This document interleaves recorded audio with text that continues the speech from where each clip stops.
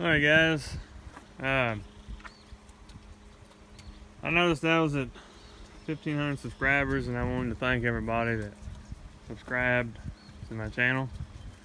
It's been a lot of fun. I really don't have a lot of time to do it as much as I used to.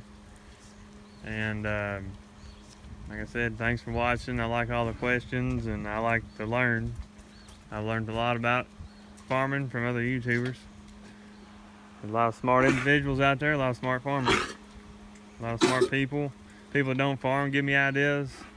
People that used to farm give me ideas. It's been a great experience. And I just want to say thanks to everybody. Kind of want to give everybody a little bit of a background. I said I'd do this after 1,000 subscribers, but good enough.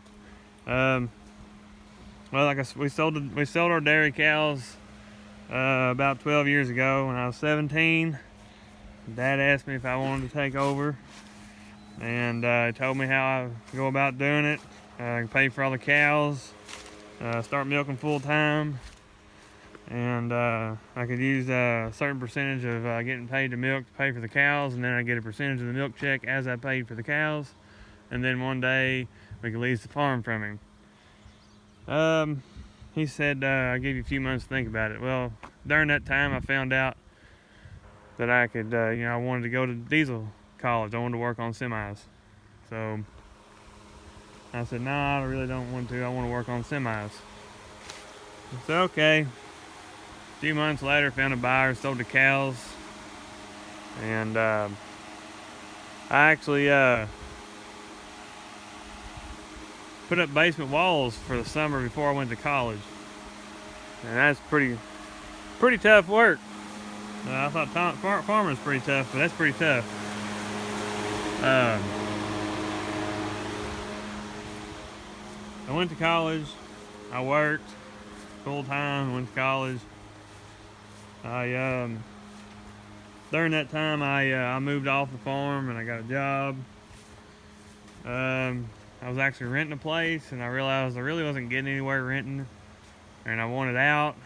I came back and I told my parents that I was like, I need to go get a loan and buy a few acres and get a trailer. And they said, well, if you want to come back here and help out on the farm, you can put a trailer over there, and the work you do around here to help haul grain and feed cattle and all this stuff, that'll be your land rent where you put your trailer. So that's what I did. I bought a trailer, got a loan.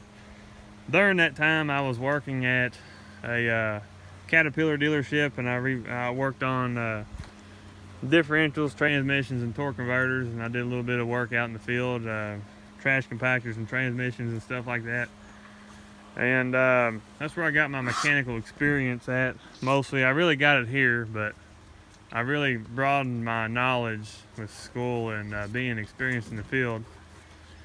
Anyway, about the time the coal mines started shutting down, we started getting slow at work. And the building that I worked for, about 90% of our work, it came from coal mines. D11 dozers, D10 dozers, 777F trucks, 785 trucks, 992 wheel loaders, stuff like that, all big equipment. We got slow, and they laid some people off, and my layoff was permanent. I had a bunch of tools and everything, and luckily I had most of them paid off. It takes a lot to get started, so you gotta make payments on tools. It takes a while. You don't start off with money. But anyway, I was back here and I was farming full time, and that's about the time that we got into the straw. And while I was when I moved the trailer in is when I started with the Holstein. The first time, Dad said, I'll buy the Holstein and I'll provide the feed and you do all the work. I don't do any work. And but he did help a little bit. But you do the work, and when we sell them, you can pay me back.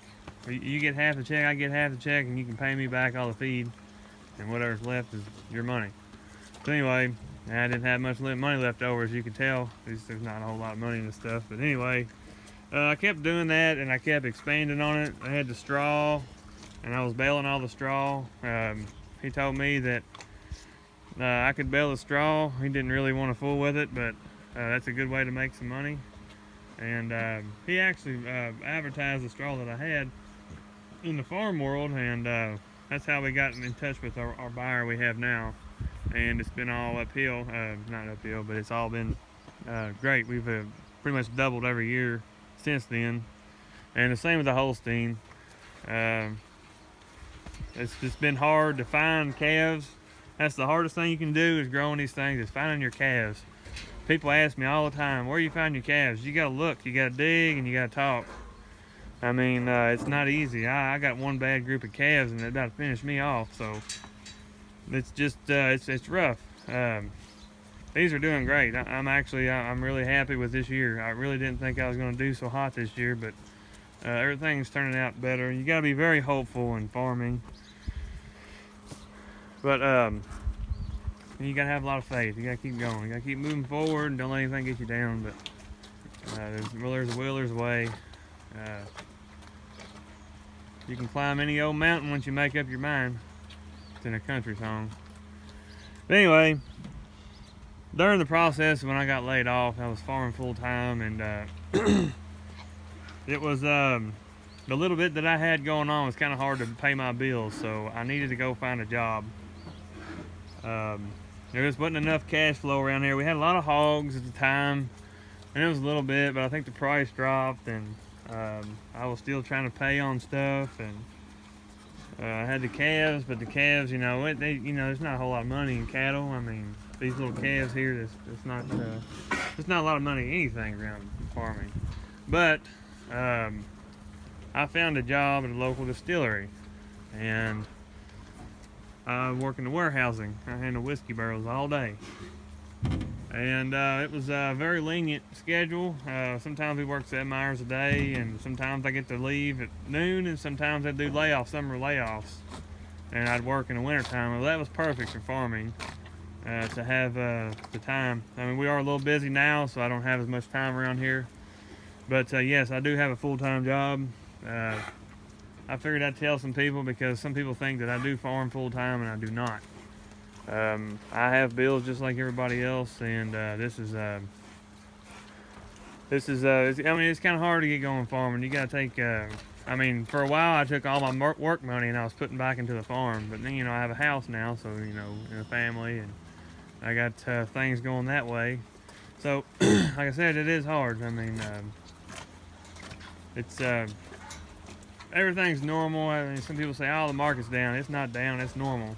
It was up for several years in a row, and everybody thought, oh, everybody's farmers are getting rich and all that stuff. And well, if you had some cattle, yeah, you probably made a little bit of money, but be smart to put that money away, because some of this stuff's gonna go downhill pretty quick. But anyway, I had some Holstein, and I actually got $2 a pound for a group of Holstein that were 500 pounds, and that's remarkable. The first year I sold them, they were $1.16, and then the next year they were $2 a pound. So yeah, I did great, and I doubled in size, and I got some more calves, and then dairies went out of business, and I had to find new people, and it's just like the accumulator and the grabber. We were doing 13,000 bales of straw by hand, and I was doing a lot of it myself. I'd have my papa or my dad drive the baler. Sometimes I'd even bale and put about 20 bales on the wagon, let them fall on the wagon, and go back there and stack them, get on the tractor, and keep going back and forth. And it's hard to find help. Everybody works nowadays, and it's hard. But anyway, that's why I got the grabber. When you handle that many bales, you can't do it by hand. I see a lot of people say, well, I don't need a grabber to do this, and we can do it. We still like to work. Well, I already did that. I'm not going to do that anymore. It's just, it's foolish. The amount of money I was paying in labor, plus all the work that I was doing, I just could not. It's just silly. I can make a payment on equipment for how much labor I was paying for all that stuff. A lot of people criticize before they know what's going on, and it's just, you got to take it with a grain of salt. And I guess you got to explain to everybody everything that's going on, and let everybody know. And say, hey, it's a struggle for everybody, and no, not everything's given to you. I mean, I'm fortunate. My dad has a farm and he's farming full time, and he lets me use these barns. I mean, he gets the manure, it's pre-fertilized, but I mean, it's I could have taken a loan out and done the same thing. Would have made less money and wouldn't have made much progress. So I am fortunate, but not everything was, given. As some people think that that's the way things go, but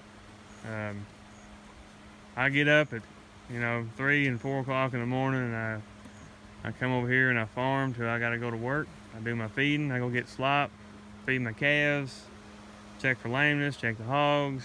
I go to work. I come home. We do field work, bush hog, work on equipment. There's always something that needs to be done.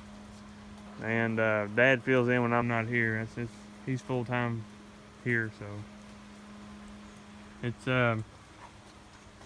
it can be a struggle. So if there's anybody that watches this video and asks the question, can I make money farming? I'm going to tell you no. Can you pay for land farming? No. I don't think so. Not right here anyway. I'm sure you can have a small farm, but you better keep your day job. The only thing I can tell you. And I've tried it and I couldn't make it, so you're better than I am, and if you like to take big risks, then you might be able to make it. I've